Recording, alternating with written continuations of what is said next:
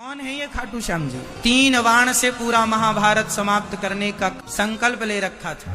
कौन? बर्बरीक जी ने 3 बाण से सारा युद्ध समाप्त। भगवान ने कहा, अच्छा यदि इस पीपल के पत्ते पर तुमने 1 बाण से छेद कर दिया तो मैं मान लूंगा कि तुम 3 बाण से पूरा महाभारत जीत लोगे या समाप्त कर दोगे। पांव के नीचे पत्ता दबा लिया भगवान ने और बाण चलाया श्री बर्बरीक जी ने।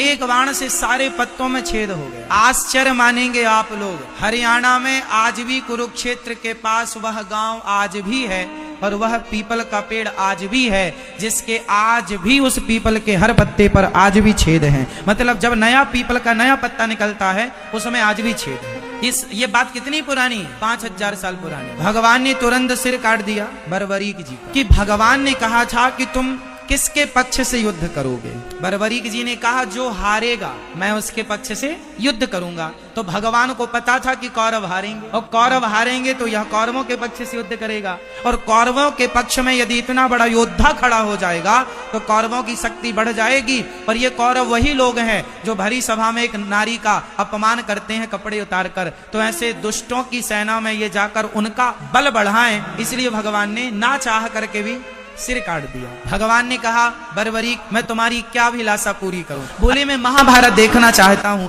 कि इस महाभारत में कौन योद्धा है। एक पर्वत के शिखर पर भगवान ने रख दिया कटा हुआ सिर और कहा कि अब तुम्हें दर्द नहीं होगा, पीड़ा नहीं होगी, कोई कष्ट नहीं होगा। 18 दिन तक खूब युद्ध हुआ। युद्ध पूरा हुआ, पांडव जीत गए।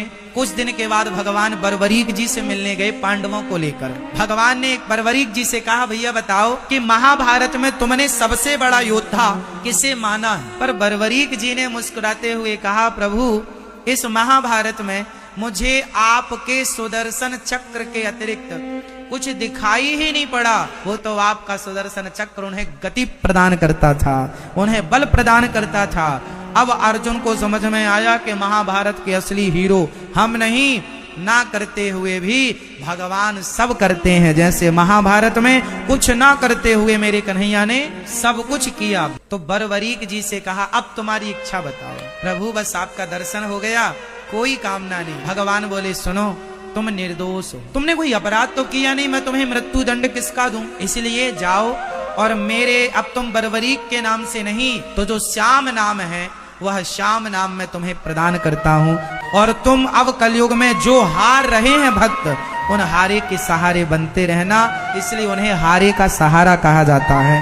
और श्याम नाम भगवान ने प्रदान किया तो श्याम के नाम से, चूंकि खाटू में विराजे तो खाटू श्याम कहते हैं। बोलिए खाटू श्याम की।